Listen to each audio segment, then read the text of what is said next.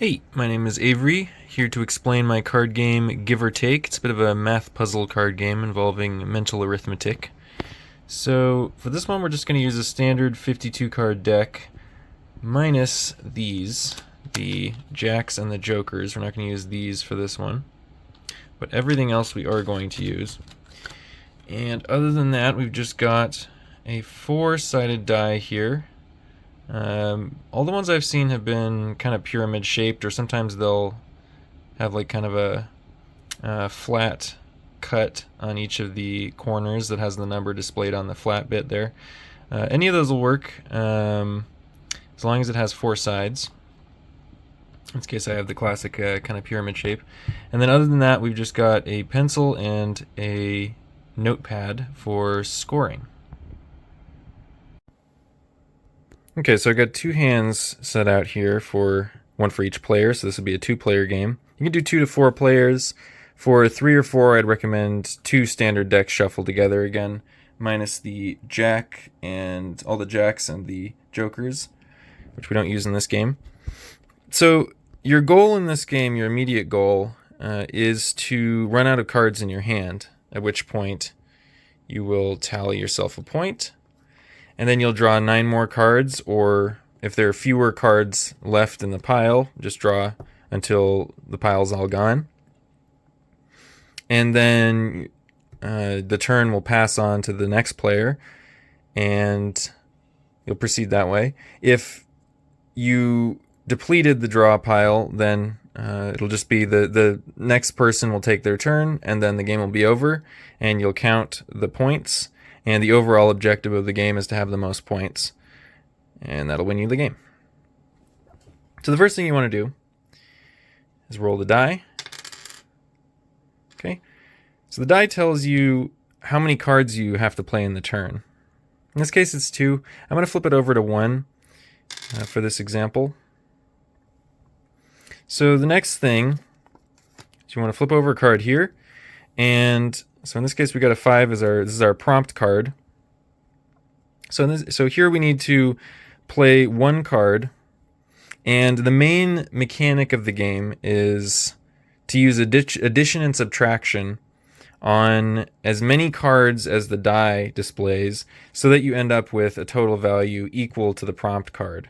So the valued cards are ace through 10, which is just 1 through 10. Ace is equal to 1.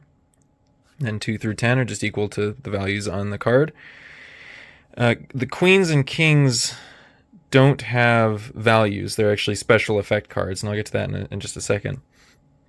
So in this case, we'd have to play just a 5, because the only single number that's equal to 5 is 5. So 5 plus or minus nothing is just 5. Neither of these players have a 5. In this case, for this player, if they rolled a 1 here and they got 5 as their prompt card, they would actually have to draw until they draw a 5 or a king and queen, which again I'll get to in a second. In this case, they drew right away a 5, so they got kind of lucky there. They just play that and finish their turn, move on to the next person. And you never want to draw if you don't have to. In that case, that player got kind of lucky, and they just had to draw a card real quick, so they didn't end up having to add any cards to their hand. That's probably usually not going to happen. You don't want to draw cards, because your goal, of course, is to run out of cards in your hand to score a point. And your overall goal is to get as many points as you can. So if you can avoid drawing, you want to do that. Unfortunately for that player, there's no way to avoid drawing. For this player, there's a king and a queen here. So what the queen does, if they play the queen, so they then choose an opponent. In this case, there's just 2 players, so it's just going to be their opponent. They're not choosing from multiple. But for 3 or 4 players, you can choose any opponent you want. And then they're going to, the one who played the queen and the opponent they chose, they're going to mix their cards into one pile, and they're going to shuffle that pile, and then they're going to redeal the cards one at a time between the players, so that you end up with equal hands, or if the hands aren't equal, so that's they're only not going to be equal if one hand was even and one was odd. If that happens, then the player with one card fewer than the other player just draws a card so that the hands are equal. And then the player who played the queen is going to flip over a new prompt card for themselves, and they're going to proceed with their turn. So the turn hasn't ended yet.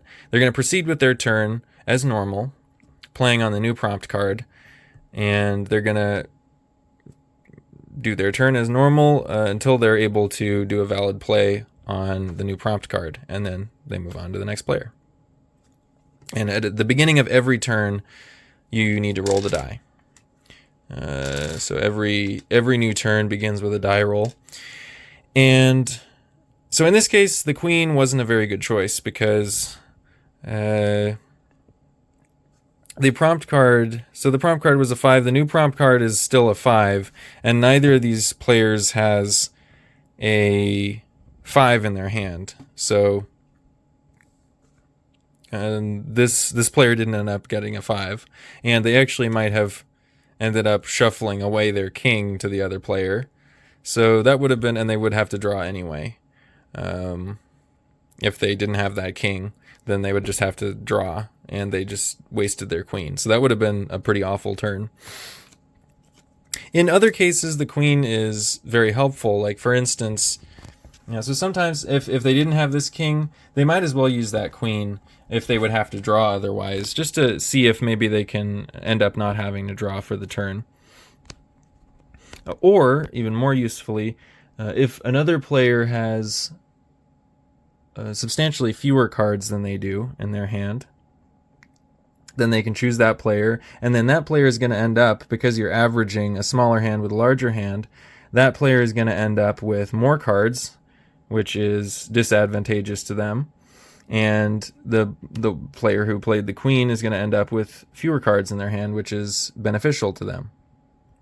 So you're kind of stalling your opponent getting a point at the same time as you're slimming down your own hand. So it's kind of a two birds, one stone situation. But in this case, the queen is not very helpful. So instead of the queen, they can play the king. And what the king does, so for the king, I like to play it slightly off to the side of the prompt card, because in this case, so for the king, unlike with the queen, you're not flipping over a new prompt card. So you're still playing off the old one, but you get to ignore the die for the turn. So the king basically eliminates the die for the turn. So you can play as many cards as you want from your hand so that the prompt card is satisfied. So in this case, maybe this player had their eye on this 2 and this 3 in their hand.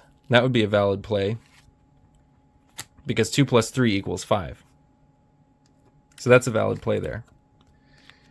Or maybe they wanted to play the 8 and the 3, because 8 minus 3 equals 5. Also a valid play. Or maybe they wanted to play 3 cards. So they've got the 10 and the 2 and the 3. And that's a valid play because 2 plus 3 equals 5, and then 10 minus that 5 is equal to 5. So you can think of that as like 10 minus, and then in parentheses, 2 plus 3. So 10 minus 5 overall is equal to 5. And they could do more cards than that if they have more cards in their hand that they could play so that they could satisfy the prompt in the end with the total. So the king is really helpful for, in general, when you're you want to avoid drawing, or you want to play more cards in the turn. You're able to play more cards than the die would allow you to, and then you can get rid of more cards than you would have been able to otherwise if you play a king first. And sometimes you can even get rid of, I've played games where you can get rid of your entire hand in the turn, which can be really helpful. But of course you got to put the work in of doing the mental arithmetic. And you've got to, every time you take your turn and you perform the calculations, you need to lay out how you arrived at your answer to show that it's correct. For everyone else to just say, yeah, something like, okay, the 10 minus 2 plus 3 equals 5. So you can say it out loud. And so as long as you're doing that, you can play as many cards as you want with the king. And so, and after you're done with the king, you just move on to the next player. Until eventually the draw pile is depleted, like I said, and then the player after the last player who drawed takes their turn, and then you compare the scores, and the player with the highest score wins. Now, I like to use a 4-sided die because I think it's a good balance where it gets a little more challenging with the using 4 cards for calculations, but you get kind of you get kind of a proportional benefit to that effort, where you're getting rid of 4 cards in your hand, which is a decent few. For more than that, for me, it can start to feel like it can start to get a little more difficult than the reward of the number of cards you're getting rid of is proportionate to, for me. But other people might enjoy more than 4 maximum cards, and other people might enjoy fewer. For like maybe if you want to play this as like a little kind of math practice game, maybe with like younger children, for example, you could play with just like a coin flip where you just have 1 or 2. Or you could do a 3-sided die, which do exist and they're kind of neat. I actually don't have one, but you could do a 3-sided die if you want to go up to 3 cards per turn. Or you could even do just a standard like cube die, and you can equate 1 and 4, 2 and 5, and 3 and 6, so that it's effectively a 3-sided die because you have 1 in 3 chances of ending up with, well, 1, 2, or 3. So you can do as many maximum cards as you want, basically, and as you have some kind of die or a coin or something for, or some way of ending up with kind of a random little roll like that. You can even use your phone, maybe like a randomizer app. Even though it would be pseudo-random, it would do the job. And yeah, so that's the game. That's Give or Take. And if you play it, I hope you enjoy. And thanks so much for watching. And have a good one.